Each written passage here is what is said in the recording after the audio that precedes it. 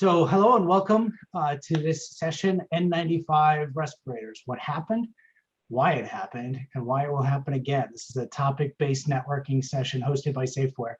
My name is Fred Kuhn. I'll be the moderator during our time together. Today's session is brought to you 100% virtually by Zoom. So before we kick off, let's discuss some of the administration details. I'm sure that you have been on plenty of Zoom calls over the last year, probably several of them today. So you sort of know the rules with the mute button, and if you want to ask a question, there's certainly a chat feature and raise your hand. So we do ask that the chat be for relevant professional discussions or problems with the technology. We've got a few people who are going to be moderating the chat. So we do want this to be a collaborative environment. We do want you interacting. We do want your questions. And so please feel free to jump in and ask away. So with that, the discussion today is being led by Rick Bond, Vice President of Sales, and David Kidd, Director of Southern States, both with Safeware here to lead this conversation. So with that, I'll pass it over to David to start us off. Thank you so much, Fred, and thank you everybody for joining us. This is going to be, if you jumped on early, definitely an entertaining, but also hopefully an educational networking session. We're so happy to be a part of this with Safeware and with NIGP. So I'm going to give you a little bit of an introduction to both speakers, as you just heard from Fred. Myself, David Kidd, and you may recognize me. I've been to quite a few NIGP national forums. I look forward to the one that we're going to have in Anaheim as well. But before coming on board with Safeware, I spent 10 years with U.S. communities. So obviously with the relationship with NIGP, got to spend a lot of time with all of you at Forum, and we're very excited about this virtual forum as well. After the Omnia acquisition, I was able to get a wonderful role supporting the Southern sales team, as you just heard from Fred, with Safeware, working on all the public safety supplies that we have, and obviously as a legacy U.S. community supplier. So a great relationship that was in place. But now our, what I would call keynote, Mr. Bond, that's going to be speaking, and you just heard, he is a professional when it comes to public safety and all the different products that are out there. He's been doing this since 1990s, and he has basically a PhD in public safety. All the time when we're sitting there and we're trying to figure out what type of items that we're working with and working with our customers, trying to identify what level of safety they have. As our VP of operations and sales, he definitely is the one that's out there all the time that has the answer and just has so much knowledge. You're going to hear a lot of that today as we talk about these different things that he always liked to joke about. He sat around at Thanksgiving, he was trying to talk to his family about PPE, and they never wanted to hear it. And over the last couple of years, they've all been calling him saying, hey, look how much we know about PPE. So we're going to learn a little bit about that today in terms of respiratory protection that a lot of the procurement folks over the last year were really thrust into the grasp of trying to get their hands on as much as they can. But to give you a little bit of an update and kind of an overview on who Safeware is, I mentioned PPE, but we're not one of those fly-by-nights and just popped up and COVID came out and we used to install apartment buildings and playgrounds, and now we're selling PPE. We've been doing this throughout the country for over 40 years. We started out as a small business up in the Maryland area, right by DC, and got our feet wet in federal contracts. And then I mentioned the legacy U.S. communities contract really helped put us on the scene. And now we've moved to where probably about 85% of our sales goes through the public sector. And in public safety, you know, what does that mean? When I was out at the trade shows and forum with U.S. communities, we talked about Safeware. I would say you take a police car and a fire truck, turn it upside down and shake it. Everything that falls out and more, that's what we sell. So over the last few months, we reach out to folks and we say, hey, how are your safety items? And everybody says, oh, we're good on PPE. We say, that's wonderful. That's one of the 31 categories that we offer under our contracts. Let's see what else we can help you out with here. So you're going to learn a little bit about that today. And when I talk about our contract vehicles on the next slide, just to give you an idea, I mentioned that legacy U.S. communities contract that really got us on the scene in the public sector. So that was by Fairfax County. Now it's an Omni agreement. If you're on the western part of the country or out in California, we have a new one that covers a few states out there with the Port of Portland. You see our GSA contract that we started with and got our feet wet in the federal segment. And then also we have our firefighting PPE, apparel, and accessories contract with Sourcewell. I'm sure that we've seen a lot of those logos all over the conference today. But that's a little bit of an overview on who Safeware is. And now we're going to jump into the real meat of the discussion, and I'm going to turn it over to the godfather of safety, Mr. Bond. Thank you, David. And to reiterate what Fred said at the beginning, we'd love to hear your questions as we go through. And wow, whoever thought that we would talk so much about respirators? David's right. Been doing this for a long time. How exciting are respirators? Well, the National Safety Congress this year is going to be in Orlando, Florida. And it happens every year, just like the NIGP. And I want you to know that it can never happen in Las Vegas again, because the folks in Las Vegas keep metrics of all the attendees from all the conferences, and the safety folks are so boring that they didn't gamble enough, they didn't drink enough, they didn't spend enough money. So the convention is banned from Las Vegas. That's how exciting respirators are historically. And like David said, I've been trying to talk to my family about it for the last 30 years at Thanksgiving. And all of a sudden last year, everybody's texting me with their opinion about N95 respirators. So many of you were among those who were calling that first weekend in March when they opened up the EOCs. And we all got called in, right? Chief procurement officers for some of the biggest municipalities in our country. And they were calling, texting, emailing. Everybody wanted N95 respirators. So we want to take a minute and kind of dial it back and talk about what happened, big picture, because we were in the heat of the moment. And exactly what was going on and what we want you to know will very likely happen again. So that's the talk today. All right, so history of similar incidents, and I do want to start by saying the 1918 Spanish flu, which is really an important event. That's one that I wasn't around for. So I know David said I've been around a while, not quite that long, but that was a big one because it was the first event where people introduced the masks. They made them of gauze and other materials, and it was the use of non-pharmaceutical interventions. Okay, you know, the Spanish flu. There's a story of a guy, a doctor, who said, "Hey, these things aren't working," and so he walked through the emergency room with no mask on, and you know, within a week he had died of the flu. So that was the first event. But what's really relevant is if you look at these other 5 events, they all occurred within the last 20 years. So before there was COVID-19, there was SARS, there was MERS, there was Ebola, there was H5N1 and H1N1. And so this type of thing has started to happen very frequently. And some of us on this call have been through those prior drills. It just wasn't as big, obviously a big a scale of an event as what we've seen here. Over those events, the CDC consistently recommended the N95 respirator as being the appropriate level of protection. So this is just to demonstrate that the N95 has been around and has evolved into a product that's very likely to be the product that's in demand whenever this type of thing occurs.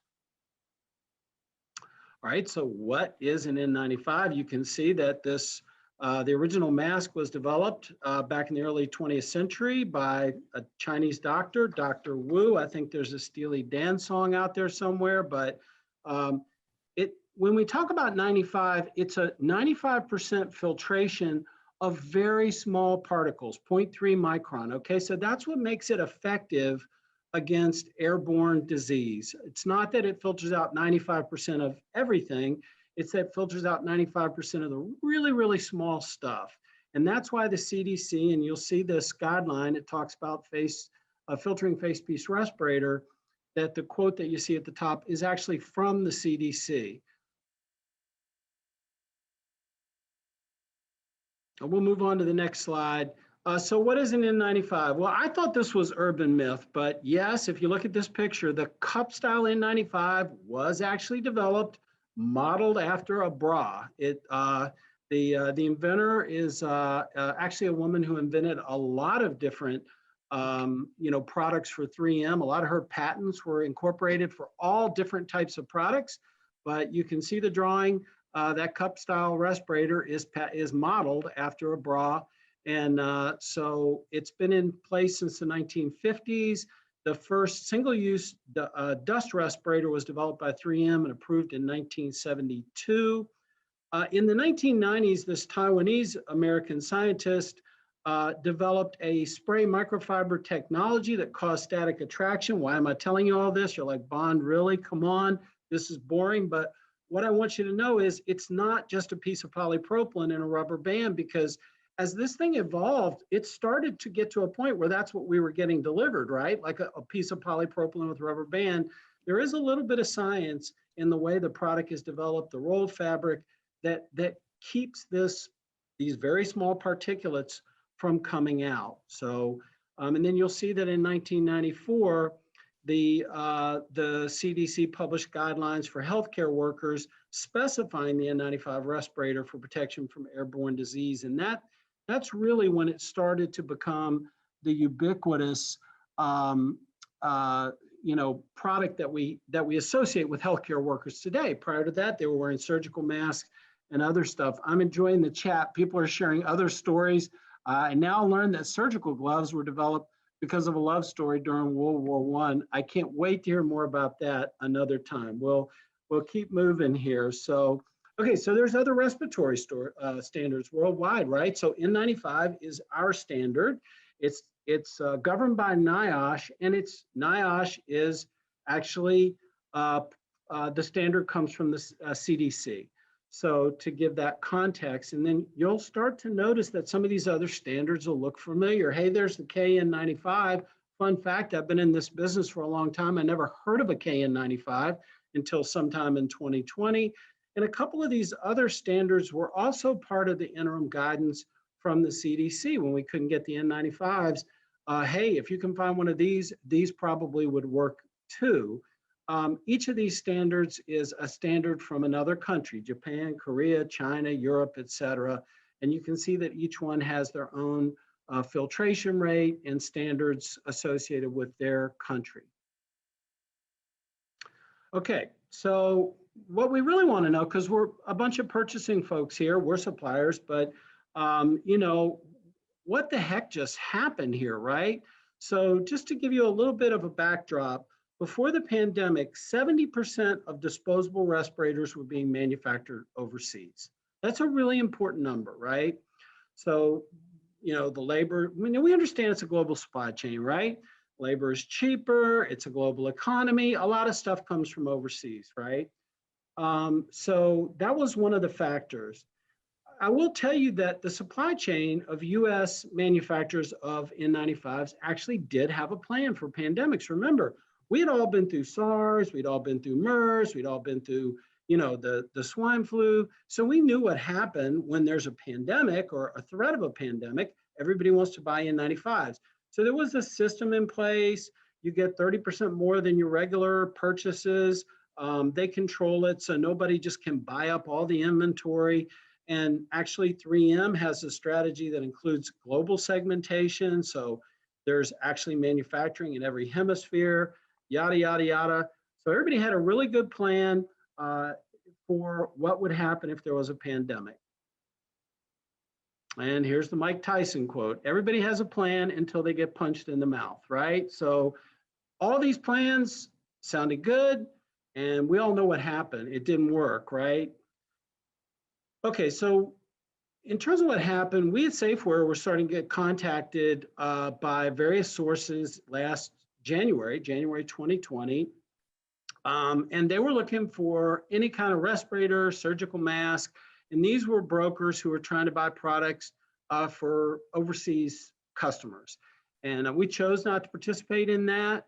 What was really interesting was people from China were trying to buy Chinese-made products and bring them back into China. So that was kind of the foreshadowing of the event. By that time here in the US, we really didn't have any complete expectation of what might happen.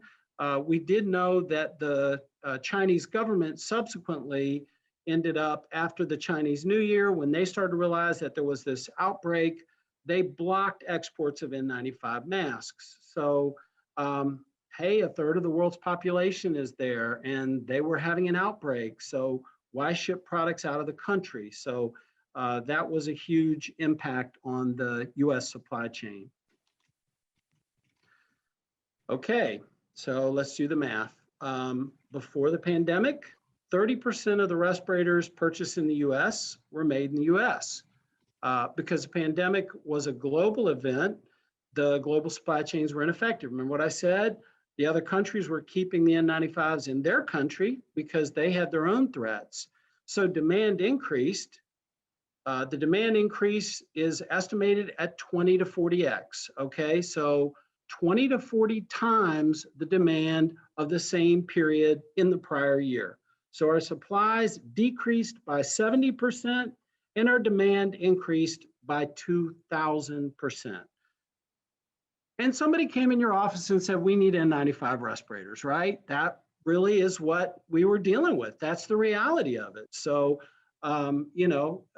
this is the little bit about the national stockpile. So somebody said, what happened to the national stockpile? I thought we had a national stockpile. And we did have a national stockpile. In 2009, the national stockpile was pretty good. Then along came the swine flu, and a lot of it got issued out. There were some hurricanes. Hey, the N95 is a great product for a hurricane, for a lot of other events. Ebola rolled around. The CDC said, hey, put on an N95 respirator. So the stockpile was whittled away over numerous political administrations. The reality of it is they just never reordered. In fact, one of my friends was at this World Health Organization event in 2019, and she asked the question, hey, what are you going to do about the stockpile? Well, we're going to whiteboard that sometime in 2020, and we all know what happened. So on top of everything else, the federal government didn't have any product. So the CDC, recognizing that nobody could get N95, issued this emergency use authorization saying, okay, there's all these other standards. Remember that other slide? You can use one of those other standards if you can find those products. So the tricky part was that the Chinese government was still monitoring, restricting the sale of N95s outside of China, and actually was controlling the roll fabrics that are used to make an N95 respirator. So people couldn't buy that fabric with that secret sauce we talked about, where it really keeps out a lot of the small microns. But they did have access to some roll fabrics. And so all of a sudden people said, well, if you can't get an N95, can you get me a KN95? My apologies to the Patriots fans out there. I did see all the people that were signing in. I didn't notice if anybody was in New England, but this picture here is Patriot 1. This is Bob Kraft. Sorry, I found this very demoralizing. None of us could get product. We couldn't do anything. We were very frustrated.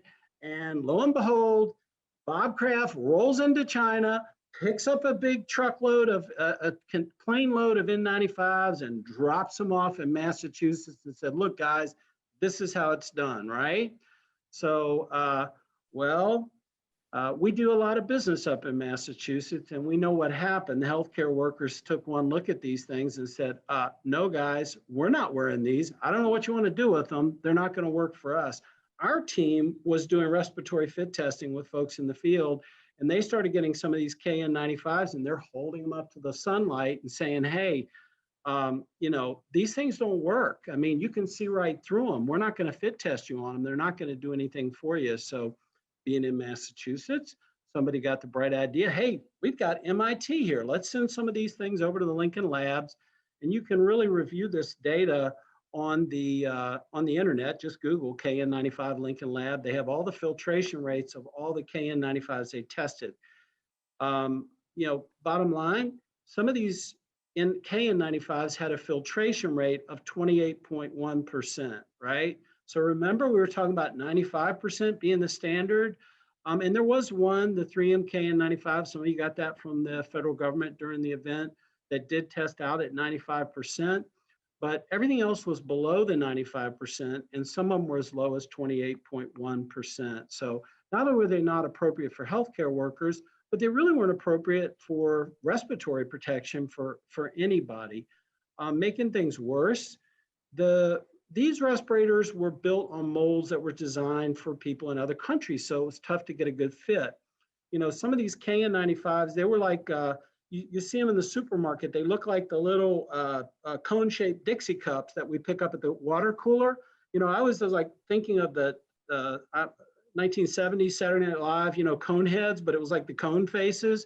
People are walking around with this little pointy respirator on, but the way the respirator molded to your face, you just couldn't get that really, really good fit.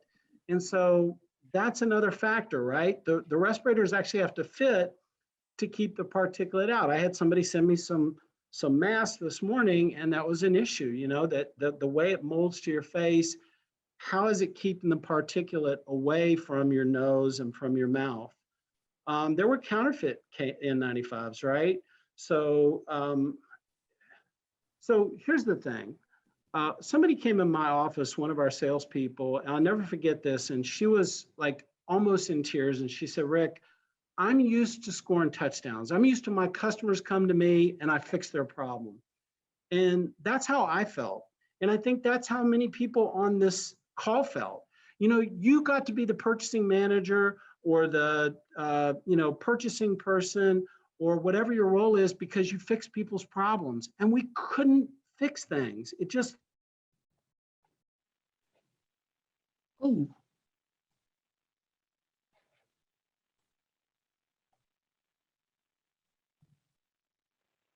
Did we just lose Rick?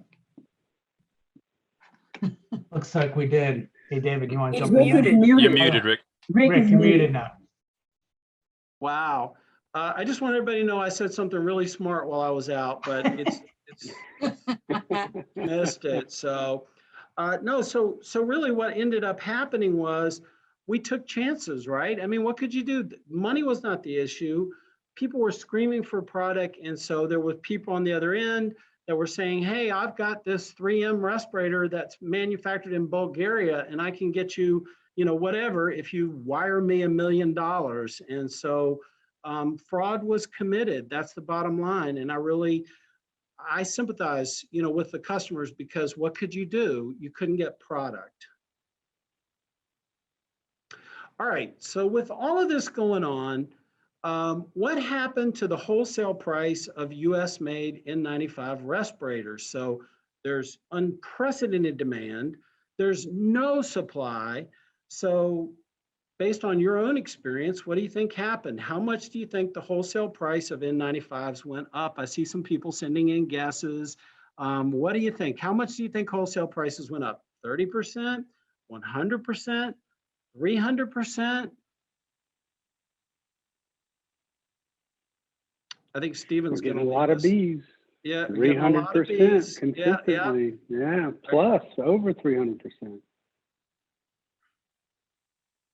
So this was your experience as a purchasing professional. This is what people were presenting you with, right?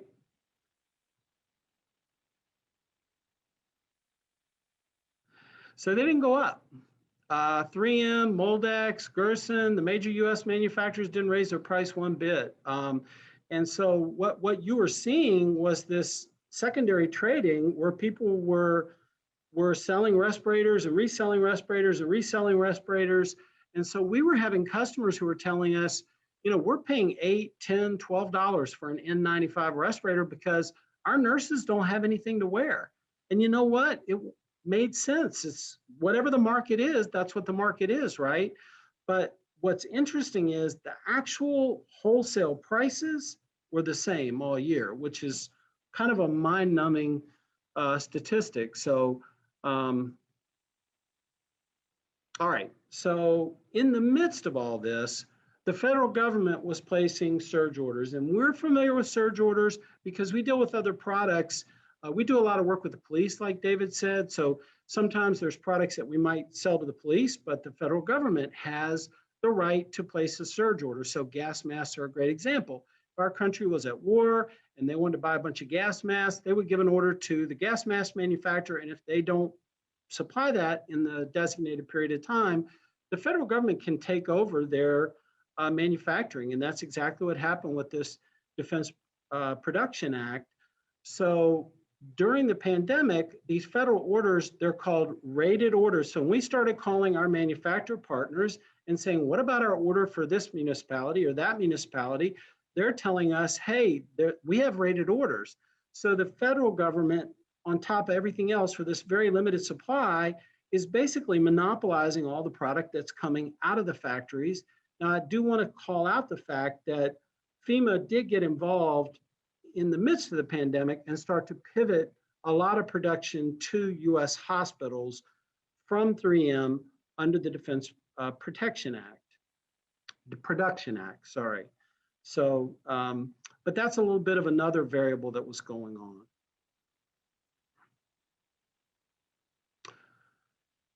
I'm going to take a breath, but which is not something I'm really good at because I get really excited. But I want to say that the real purpose of this presentation is because we have every reason to believe that this will happen again, right? So why would it happen again? Because when hopefully one day this pandemic starts to really wane, if we return back to buying N95s, I mean, what are the ways that we're taught to buy products, right? You know, you buy we're hearing the term burn rates, right? So you're going to buy a certain amount and the numbers that are being used will go down and we'll buy a certain amount based on our usage. And then a lot of our customers are, they're telling us we have a stockpile, and that's cool if you have N95 respirators, but the question is whether that stockpile is actual certified N95 product. I have a really good question about, first of all, I just want to acknowledge somebody was making the point there was this stuff where you could sterilize respirators. That was a trend that was going on. That was really important. I didn't put that aside. Somebody asked about the shelf life of N95 mask is stored in a cool and dry location. So I want to take a second because this is interactive and just sort of address that, and we'll come back to the presentation. So that's based on the manufacturer. I know that 3M puts a 5-year shelf life on their N95s. The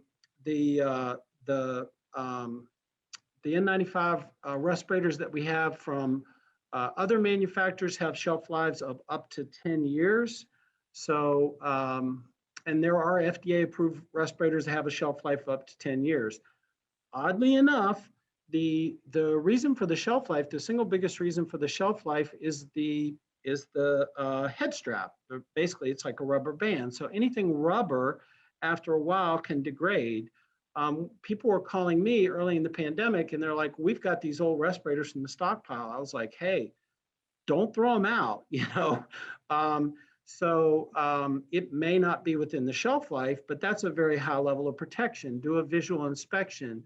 I did have a customer, you talk about cool and dry, and that's a really great point. Thank you, thank you, thank you. We had a customer down in the Gulf who pulled some of those stockpile respirators and they said they had mold in them. So there had been some kind of flooding or something. The next question is, are they washable? I have no knowledge that an N95 respirator can be washed. And I will gladly go back and we'll try to post something that can be seen by people afterwards. And we'll ask this question to our manufacturer partners. I know there was this sterilization process, but you know, I am not aware that an N95 respirator can be washed. I really can't say much about KN95 because again, it's a standard from another. Right now, KN95 is no longer an interim standard in the US. So your KN95 respirators do not meet the NIOSH standards, the OSHA standards. They're not even considered a respirator here in the US. That was an emergency use authorization, but I will find a way to post an answer. Maybe if I can forward it to you, Fred, or we'll figure something out to try to get a good answer to that because I want to, that's a terrific question that I'd like to address. Well, while you're talking about Yeah. forwarding things to Fred, there was a question early in the presentation, is if you could make your slides available to the people that are watching. We're going to do it. We're going to do it. We're going to get these slides out there. Thank you so much. Wonderful. All right. So I'm going to jump back in for just a minute, and thank you so much to everybody for participating. You know, you're coming from all over, and we all went through this thing together. It was, like I said, a very humbling experience, and whoever thought you'd want to know so much about a product like an N95 respirator. So one of our concerns is that customers will, again, you know, base their decisions on price instead of country of origin, which, you know, makes sense, right? So, so we put out a bid, N95 respirator, comma, you know, with a spec, and we don't specify the country of origin. But the challenge is, if we're not buying domestic product, what's going to happen when there's a global outbreak? And that's kind of the next bullet point here, is that all those global outbreaks I talked about, you know, all seem to originate in the lesser developed countries because they may not have the same health restrictions that we have here in the United States. So it's an ironic challenge that we have this problem with, you know, the products coming from other parts of the world. If an outbreak occurs, naturally, they're going to potentially keep those products for their population. Okay, so what could we do, right? And so this is really the meat of the conversation that we wanted to talk about, is constructing a public-private supply chain using distributors and manufacturers with experience and reputation resources to meet current and future needs. So guess what's going to happen if this happens again in 5 years? When this happens again in 5 years? Guess who's going to get that call? There's a very good reason why we were so excited to talk to this group, right? Who always gets the call when the stuff hits the fan? It's the purchasing folks. Go get it. Fix our problem. Make things better. So we need to encourage purchasing to get involved in the supply chain and make sure that we're preparing for future events. And there are manufacturer partners, and we have that information, who are putting together programs to support the supply chain where end user customers are committing to their products and make sure those customers are customers who are able to get product in an emergency. You know, the holy grail for us has always been from customers. Can you guarantee me that I will get product in an emergency? Can you give me a priority? And no manufacturer has been willing to do it. Because of what happened last year, there are manufacturers who are starting to step up and say, okay, if you standardize on our product and you're a regular customer of our product, we'll make sure that you get X number of respirators in the event of a pandemic. And those product programs are available, and I think they will increase because it's a step in the right direction. Specify products of domestic origin. These are great products, well-made products, American products. So what are you going to do with all of this stuff that you've got, right? Because it's not really certified to the N95, and I've got hundreds of thousands of them, and we're encouraging people, use them for non-safety and non-healthcare users. People are actually buying these inexpensive masks. Can you push the masks that you bought as respirators that are not going to be accepted by your healthcare workers out and have them used by people in a non-healthcare environment where the requirement is not for a respirator, but for a mask? And then can you, as a purchasing department, can you work with users around? So here's the really good news about N95s. You were buying them all along. It just wasn't really a big item on your radar because it was just one more thing. You buy a lot of stuff. Your healthcare folks are using them.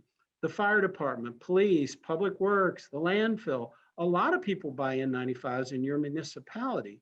So you have a lot of buying power that can help you for the future pandemic by leveraging that with the private companies on behalf of your municipality.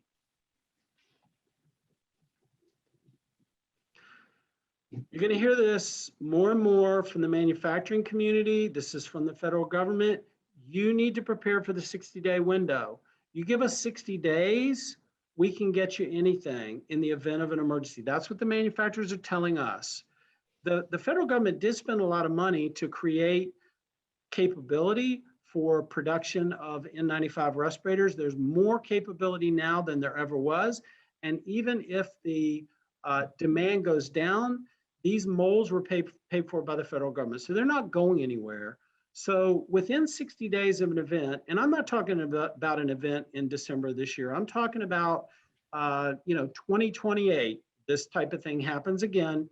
That first 60 days will be the critical time where your municipality will have to be able to say, hey, we have the resources to get through this first 60 days. You're going to start buying, but you're going to expect production, you're going to expect delivery on day 61. Maintain fit testing on specified and certified products. So this was an issue that happened. A lot of our fit testing, some of you were buying for the fire department or EMS, and they're coming back and saying, we can't use this because we aren't fit tested on it. So they fit test on the new respirator, and then you find something else, and they say, well, now we got to fit test all over again. We've got 2,000 firefighters or 200 firefighters. So by selecting domestic manufacturers and fit testing on their products, that's one way to prepare for that. So we're getting a question between the difference between a mask and a respirator, and a respirator is a safety product. So we're going to go all the way back to the N95 respirator, right? And we talked about it's actually there is actually a third-party standard that measures an N95 respirator and shows the holdout. So a mask is really not a designation for a safety product. So whereas there may be a prophylactic benefit to wearing a mask, and you may hear from the government to wear a mask, we don't really recognize it as a safety product. Years ago, I did volunteer work for the Alzheimer's Association. People would say, is it the same to have Alzheimer's, to be senile? And when I asked that question to the Alzheimer's folks, they're like, yeah, okay, so senile is a term we use, but it's not really a medical term. You don't find that in the medical dictionary. Alzheimer's is a disease that people can have, and I can tell you all about it, but it's kind of the same type of thing. We can talk about a mask, but it's not really a respirator. So your focus will be on respirators. And when your folks are working, your landfill folks and your fire department and your police departments that are already getting N95 respirators, they need those products that are certified so that they're compliant with OSHA and so that they're compliant with the requirements for the Department for People's Safety. That's a really great question, and thank you for bringing that one up. Yeah, So, I think to add to that, Rick, one of the things that I really learned from you early on is, when you're looking at this and people are getting the surgical masks that have the little loops that go around the outside, when you're breathing with these, the air is coming through the sides. It's coming through the area that you have open from the mask. So if you have your cotton mask that you're breathing, the air is coming through the gaps here.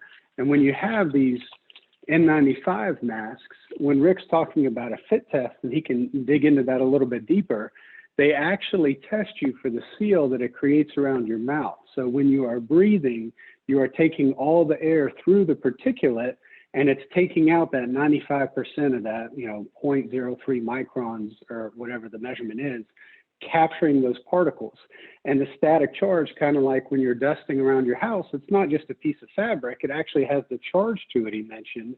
So when those particles come in, they stick to it and they don't go straight through, just like catching that dust. So again, one of the things, the differences between a respirator and a mask, I like to say a mask is covering your mouth and a respirator is filtering the air that you're actually breathing in. But just thought a visual would let you grab a little sip of water and take a breath there, Rick. great job, David. And it reminds me, I don't know how many of you remember the episode of Seinfeld where Kramer is in the operating room and he coughs out a jujube and it goes into the open cavity of the patient that's being operated on. But when we talk about surgical masks, the surgical mask is really typically to protect the patient from the wearer because you're exposed in surgery, right? So the main benefit of a surgical mask is that we're protecting people from what you cough out or what you breathe out. Yes, Christy, I did make a Seinfeld a reference. Yes, gotta but you tell just got corrected that it was a junior mint. I was a junior mint. Wow. I feel so, see, that's what happens when you ad lib. I thought it was a junior mint. Okay. I stand corrected for the group. Okay, here's my other story about masks. You're being corrected in the chat room here quite a bit. Oh, we got okay, some very fans good. of Seinfeld. Okay, very good. So I also want to point out yesterday, my daughter, who's a school teacher in Fairfax County, first day of school and the kids have to wear a mask, mandatory mask. And so they're all sitting around circles. She teaches kindergarten and they're all wearing their masks. Everybody's doing great. And then one of the kids realized he needed to sneeze. So he very carefully pulled down his mask, sneezed real hard, and then pulled his mask back up. So I'm like, okay. We're not quite there yet, but the masks are, we're trying, right? But David really hit on a really important topic, that the fit makes a big difference in providing the protection. So really awesome to hear David bring that up. Thank you for that. We're also talking about these public-private commitments, which we'll talk about a little bit more in the next slides. All right, so the question is, we know what happened. We know we didn't have products. So who should prepare for the next one, right?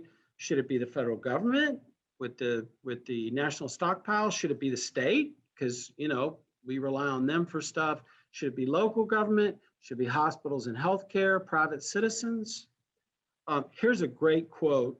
If the national stockpile were to hold enough masks for the 1918 influenza pandemic adjusted for today's population, it would have 3.5 billion, which would fill up every warehouse in the US. So, the answer is all of the above, right? Everybody needs to prepare. And the N95, I've always said I could sell N95 respirators at the grocery store parking lot standing on a soapbox. I think it's a wonderful product. Remember in 2001, after the terrorist bombing or terrorist attacks at 9/11, that the fledgling Office of Homeland Security said, get bottled water, get an N95 respirator. It's a great product. It's very inexpensive. It lasts an awful long time and it's very safe. A lot of people were trying to buy gas masks and stuff. You can't breathe through those unless you're a really fit person who's had cardiopulmonary testing. N95 is much easier to breathe through. So it's a great product and everybody needs to take responsibility, because what happened this last time? Everybody thought the other person had it. Okay, so hopefully I've talked a little bit about what happened, how it happened, why it'll happen again. Maybe you're starting to think, hey, we need to be thinking about doing something about it, but where's the money going to come from? No pressure, David, but I'm going to pass it back to you and you can tell everybody where they're going to get the money to prepare for the next event. Well, I appreciate you throwing it over. Don't go on mute too fast. We did have a couple more questions that came in before I jump into the fun part that all the procurement folks are thinking about, is obviously where's the money going to come from and how do we get the best price on it? We had a question that came through that said, and this is one that I had to educate my wife on as well from work and everything I learned about PPE. I want to say thank you to everybody for finally giving Rick this Thanksgiving dinner that he wanted, to be able to talk about PPE to everyone. With my closest I got friends, a question. Yeah, I got a question that came through here, and it says, what about the comments on the masks that have the filters in the side of them? Now, there's two things. I do want folks to know that there is an N95 mask that actually has on the front of it what's called an exhalation valve. That's not a filter, but what Rick just talked about, when you're wearing those gas masks, what people don't think about, when you're wearing the respirator, what's powering the respirator? Your lungs are. Your lungs are pulling the air in with your diaphragm and pushing the air out. So your lungs are powering that, coming back and forth. And as you heard Rick say, if you have one of those big gas masks on and you're trying to breathe through that, your lungs are going to get real tired and you're going to wear yourself out unless you're accustomed to it. So on the exhalation valve, some of you have probably heard that, hey, our medical folks can't use that exhalation valve because if they're sitting in an ambulance, they breathe the air in, it's filtered. They breathe the air out. When that exhalation valve opens up, what goes out isn't filtered, and they don't want to give anything to the patients.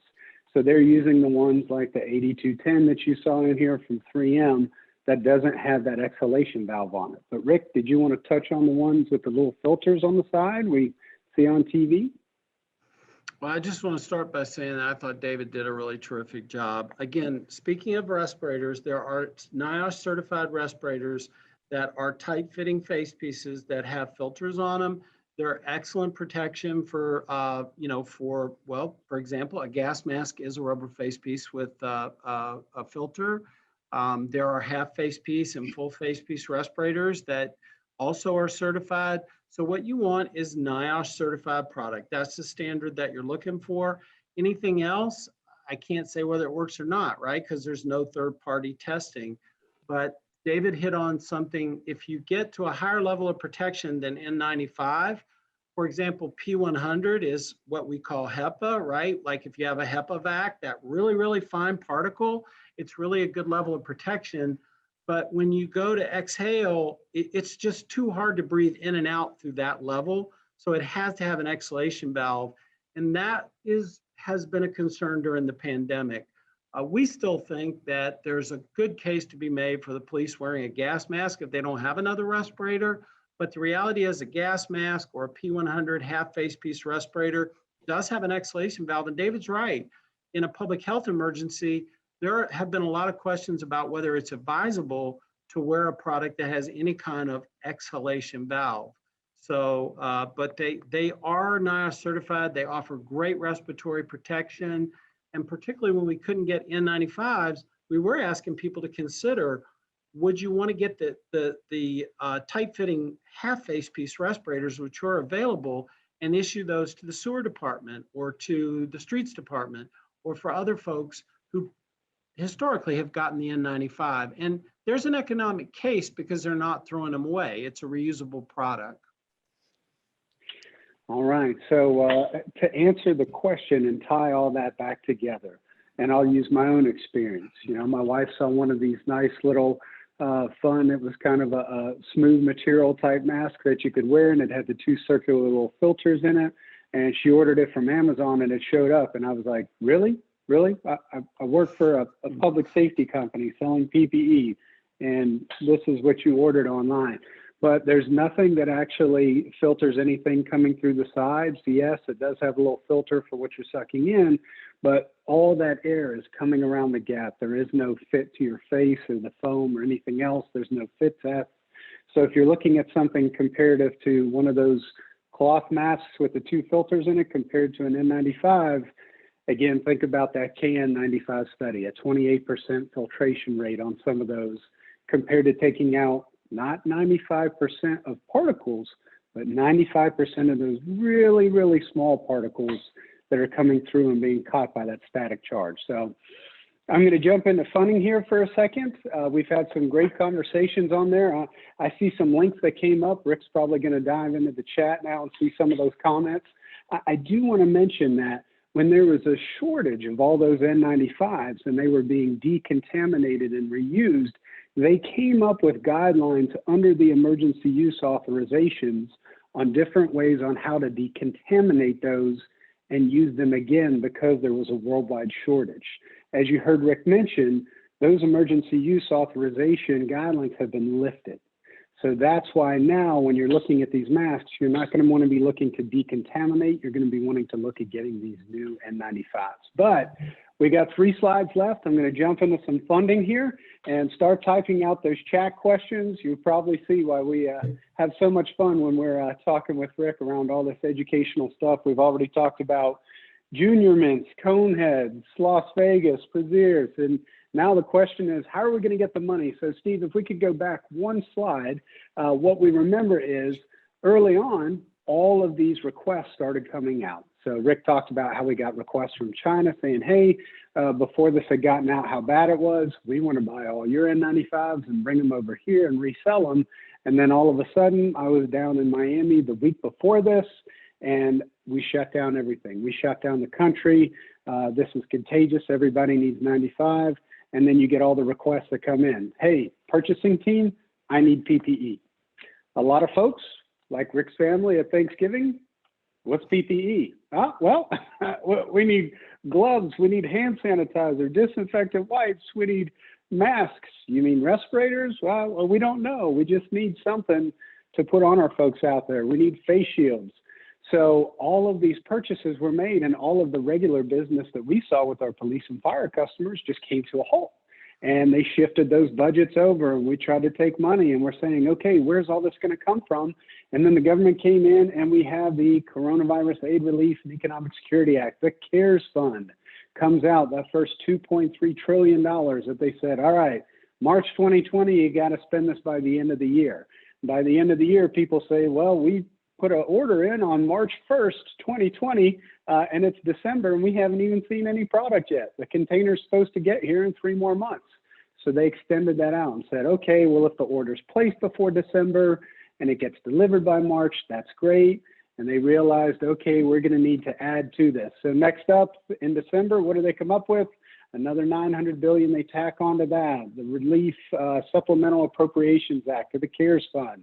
And then you have the next one, the stimulus package, the American Rescue Plan Act that came out that says, okay, now all those folks that had time off, they had furlough days, we have rent relief programs, anything that has to go towards COVID, here's almost $2 trillion that's out there that's filtering down into public agencies, and we're seeing it come through now. And of course, not only the ARPA Act, but you also have FEMA. Everybody was saying, hey, we're purchasing these, we're doing solicitations, we want to respond back and reply and send this into FEMA. We need to make sure that we abide by FEMA guidelines with everything that we're purchasing. We have to include that language in all of our solicitations. So on our next slide, what do? Well, Safeware, we joined the National Business Council for NIGP, and we are so proud of doing that and having a role and being able to participate. But what we heard from the governing board was, what's procurement's role going to be in this? And they reached out to the Business Council, and we said, you know what? That is a perfect topic for us to look at. So all those funds I just talked about, everybody said, yeah, cool. The money's there. What can we spend it on? How can we spend it? Who does that fund apply to? So we have the link here, and I know that the link is also on the NIGP website, but I participated in this, and I spoke specifically about how you can utilize cooperative purchasing contracts that include the proper language. As you heard from Rick earlier, how much did the price go up on respirators? Well, we were held to a contract. We never changed our contract price on respirators the entire time throughout this pandemic. Now, was there a backlog of orders? Absolutely. You heard all about that from Rick. But if you want to hear about those contracts, if you want to hear about the different funds that are out there, you can see we actually break down what the funds stand for, who they apply to, and then we highlight what are some eligible expenses that you can throw under there. If you have this money coming to you, what can you spend it on? And you can utilize that. It's recorded, it's available for you on the website. And I think it's absolutely a wonderful resource. And you can always reach out to us. The first thing that we're going to try to do is identify, number one, as Safeware, what's the level of safety that you're looking for? And we really encourage you to make sure that if you're buying true safety products, you heard Rick talk about the mask not being the public safety product, but the respirator is. We want to identify what you're trying to get safety from and what level of protection you want. And then we'll give you the types of products that actually give you that level of protection. Those are the questions that you need to make sure that you're asking. And I see Fred rubbing his hands together. We got about 7 minutes left here. The next slide, questions. So please, if you have them, type them in. If you've seen them, Christy, read them out to us. We're so happy to have this chance to discuss it with you. I think you guys have actually managed to manage the chat better than you thought you could, because I didn't have anything I really had to ask other than about the slide deck. So good job. I found two. I went back and read through them. I found two that I want to touch on a little bit. And, one that I did send a response to the chat. And again, if there's going to be some innovation that comes out of this, right? And so the key is just look for that NIOSH certification. If it's NIOSH certified product, then, hey, there's going to be some new products coming out of this. A lot of manufacturers are rushing to get products NIOSH certified. There was a question about availability. And I just want to say that because we're starting to see this, is the availability in the midst of the pandemic of the products is going to be greater for a flap fold style respirator. So lately we got a lot of people who are trying to get back to basics, trying to get back to a specification. And so they're saying, can you give me the 1860 from 3M? That's a very iconic product. We know it meets the FDA. It is an awesome respirator, right? So it's a very difficult respirator to get. So 3M has a series of products called the Aura, A-U-R-A. You can find a video out there on the internet of me fawning over the Aura. I think it's an awesome respirator. I'm sorry I don't have one with me today. This isn't a sales pitch, but it is actually, oh, look at David go. It's a really great. There is a question. Is there anybody else other than 3M that's making these? There are other good companies making respirators. We work with a company called Gerson. They manufacture up in Massachusetts. Moldex is a California company that they do not have an FDA certified mask or respirator. Sorry. Wow. There goes, wow, Christy, FDA certified respirator. But Gerson and 3M are two really good ones. And there are others, and there will be others. But Gerson has an FDA approved N95. So the spec would be N95, and then you might look for FDA approval, but they may not be able to get the same cup style respirator they were getting before, but try these 1870 pluses. They're awesome. Go ahead, Christy. I'm ready. So the next one is how long can you wear an N95 before it's no longer effective? So that's really something that we've seen the CDC start to tighten up. It used to be people would get, I think, one every shift. If they were lucky. Fun fact, in industry, we would tell people as long as you can breathe through it, it gives you protection. So if you were working in like a cement or masonry environment where you're filtering out that dust from your lungs, we would say just as long as you can breathe through it. When you can't breathe through it anymore, that means the filter's too full, time to change it out. That's also the reason why there are some industries where you can't wear a filtering face piece respirator because they become so overwhelmed so quickly that the workers were developing problems. They just had to pull the mask off.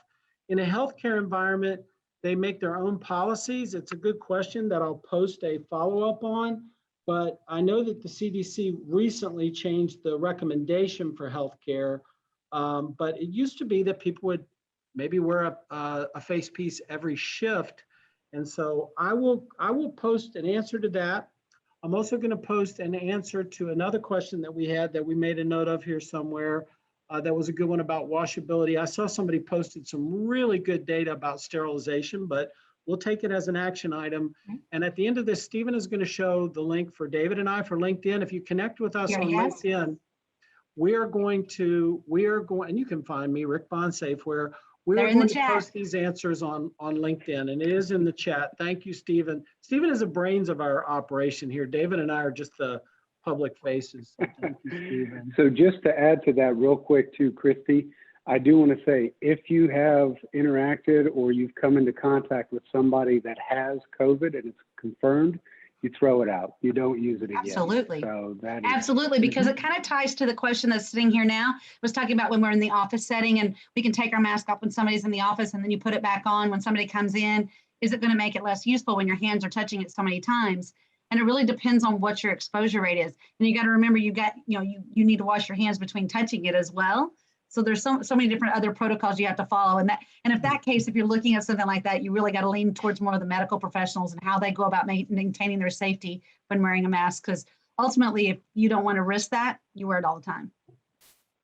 So Rick, one of your favorite questions came in here and I showed the foam nose piece and they said, does this fog your glasses when you wear it? We have a great video of the foam fit. Right. I will repost my infamous video, but when I tell you that I'm really enthusiastic because so this exhalation valve business is a big deal because those of us that wear glasses, when you wear an N95 respirator, when you wear other masks even, I've had this experience, and your glasses are fogging up. And remember, that's another point of entry for virus is actually these mucoid membranes in your eyes. So it's actually, glasses are really another good level of protection, but I find myself taking them off because they're fogging up.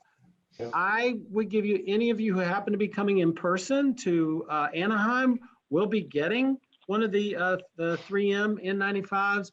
I challenge you, those of you with glasses, to wear it. What 3M has done is they've created an N95 respirator that allows that warm, moist air to escape, and you're getting a tight seal as well.